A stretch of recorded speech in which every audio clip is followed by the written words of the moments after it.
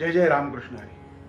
मी वास्तुतज्ञ ज्योतिर्विद आनंद पिंपळकर आणि आपण आषाढवारीच्या महाप्रवासासोबत श्री ज्ञानेश्वर माऊलींच्या सोप्या भाषेतल्या श्री सार्थ ज्ञानेश्वरी ग्रंथाचा आनंद घेत आहोत. आणि बघता बघता आपले 10 अध्याय पूर्ण करून आपण आज अतिशय महत्त्वाच्या म्हणजे 11व्या अध्यायावरती येऊन ठेपलो.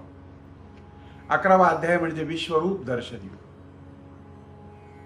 माऊली ज्ञानोबा राय या अध्यायाच्या प्रारंभी म्हणतात, आता यावरी एकादशी कथा आहे दोही रसी, येथ पार्था विश्वरूपेसी होईल भेटी.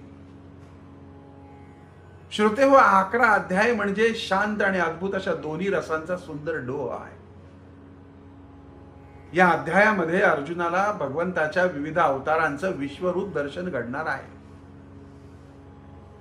आजच्या भाषेत सांगायचं तर 11वा अध्याय म्हणजे मल्टीवर्स आणि हाय डायमेन्शन्स रियालिटीचा अद्भुत अनुभव करून देणारा हा अध्याय.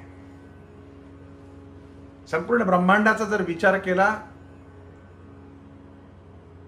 तर सृष्टीसमोर आपलं अस्तित्व एखाद्या लहानच्या कणा एवढं सुद्धा नाही. आपण या पृथ्वी तलावर जन्माला आलेले फक्त पाहुणे आहोत. बालपण, म्हातारपण, प्रवास संपला की आपणही या पंचमहाभूतात विलीन होतो. होय, विलीन होण्याची भावना ज्याला अस्वस्थ करते त्याचा अहंकार इथे गळून पडतो. असो, माऊली म्हणतात हा अध्याय म्हणजे भगवंताचं विश्रांती स्थान आहे. यावेळी रणांगणावरती सर्व सेना स्तब्ध उभी आहे. तेव्हा अर्जुन भगवंताकडे वळत म्हणाले, हे लक्ष्मीपती, रस्त्यावर पडलेला सर्प कापडाचाच होता, पण तो सर्प खरा आहे या भ्रमाने आम्ही विषयाच्या लहरी खऱ्या असल्याचं अनुभवत होतो. माधवा, खरं सांगू का, भ्रमाने व्यर्थ मरणाऱ्या आमच्या जीवाला जगवण्याचे पुण्य मात्र तुम्ही घेतलं. एखादा सिंह पाणी असलेल्या विहिरीजवळ जातो, डरकाळी फोडून तो विहिरीत उडी मारण्याची तयारी करतो. इतक्यात त्या सिंहाचा जीव वाचवण्यासाठी कोणीतरी प्रयत्न करतो आणि त्या सिंहाचा जीव वाचतो. माधवा, तसंच तुम्ही आज आम्हाला वाचव. आज आमचा भ्रम दूर झाला. आम्ही लढण्याऐवजी धनुष्य खाली फेकून दिलं होतं, ही आमची मोठी चूक होती. आमच्या नातलगांना, भावंडांना आम्ही आमचं समजत होतो, पण नाही, ते केव्हाही आमचे झाले नाहीत आणि नव्हते सुद्धा. आम्ही त्यांचा प्राण वाचावा म्हणून रणांगणातून माघार घेणार होतो, परंतु नाही, तुम्ही आमचे डोळे उघडले भगवंता. खरं तर तुमच्या डोळ्यात तुमची आणि आमची मोहाने भेट व्हावी, अज्ञान संपावे, आम्ही सावरावं, ही सामान्य गोष्ट होऊच शकत नाही. तुमच्या कृपेने आम्हाला या कुरुक्षेत्रावर ब्रह्मरसाचं महाभोजन घडलंय भगवंता. आता एकच इच्छा उरली आहे, आपलं सत्य स्वरूप पाहण्याची, आपल्या विश्वरूप दर्शनाची. देवा, आम्हाला विश्वरूप दर्शन दाखवा. दर्शक हो, विश्वदर्शन योग हा 11वा अध्याय म्हणजे सार्थ ज्ञानेश्वरी ग्रंथाचा खरा क्लायमॅक्स म्हणावा. अहंकार मुक्तीचा मार्ग दाखवणारा आणि जगाकडे वेगळ्या दृष्टीनं पाहण्याचं एक महान शास्त्र म्हणजे हा अध्याय. आजचे तरुण स्वतःच्या छोट्या जगात, सोशल मीडियाच्या चौकटीत आणि स्वतःच्याच प्रॉब्लेम मध्ये इतके अडकलेत की त्याला मोठी स्वप्न दिसतच नाही. स्वतःच्या आयुष्याचं मोठं चित्र असावं असं त्याला वाटत नाही. तो रणांगणावरच्या अर्जुनासारखा गोंधळून गेलेला आहे. असो, आता आपण वळूयात आपला दृष्टिकोन बदलणाऱ्या विश्वरूप दर्शन या परमशास्त्राकडे. यावेळी खिन्न वातावरण पसरलेलं होतं. सेना स्तब्ध उभ्या होत्या. भगवंत आता अर्जुनाला विश्वरूप दर्शन दाखवायला निघाले होते. माऊली ज्ञानोबा राय म्हणतात, ते सहसा मुद्रा सोडिली आणि स्थूल दृष्टीची जवनिका फेडिली, किंबहुना उघडली योग रिद्धी.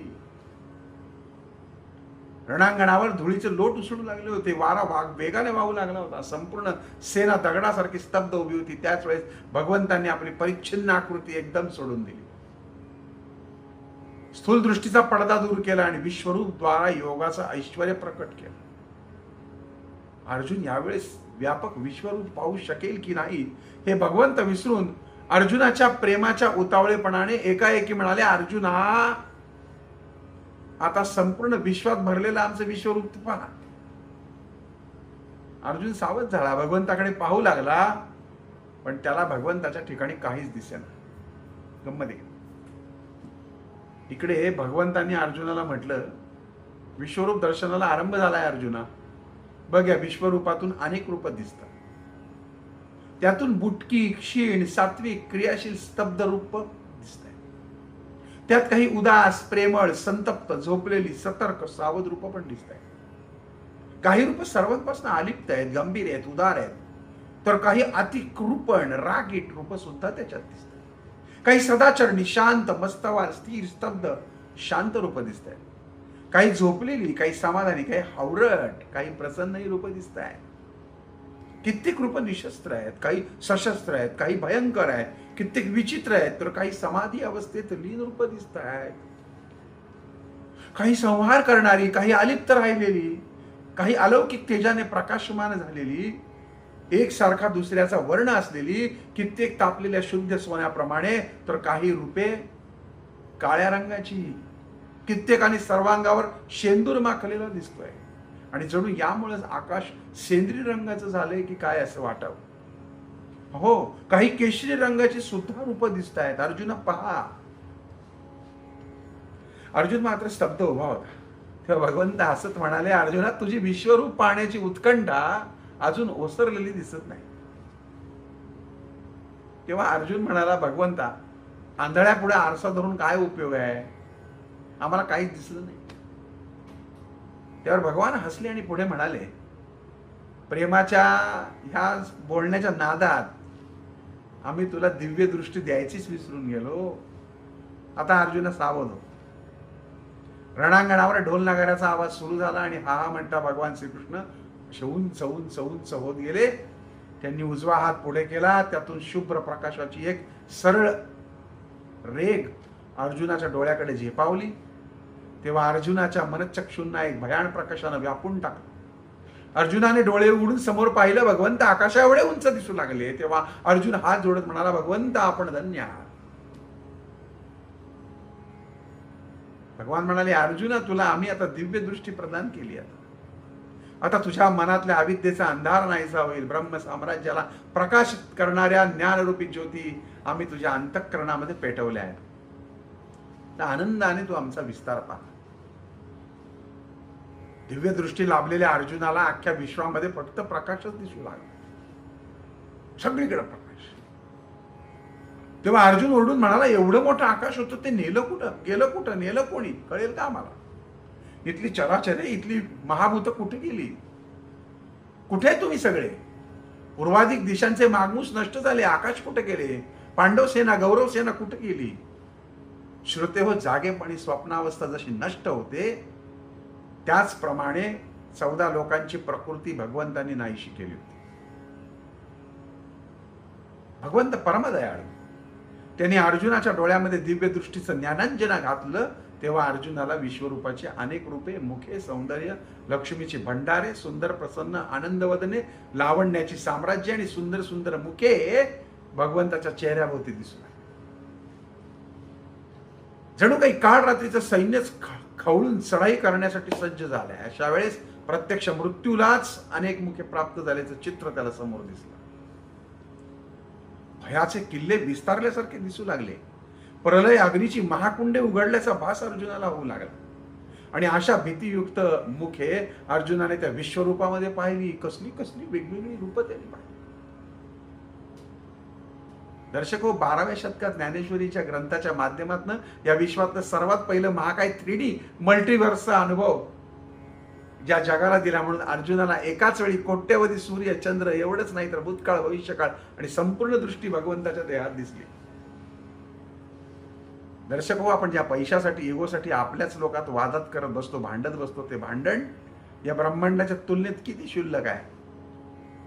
म्हणून तर माऊलींनी या जगाच्या कल्याणासाठी विश्वात्मक देवाकडे पसायदान मागितलं. आता विश्वात्मक. आणि या ठिकाणी अर्जुनाचा अहंकार गळून पडला, कारण त्यालाही कळलं की या विश्वामध्ये आपण अणू एवढे सुद्धा नाही.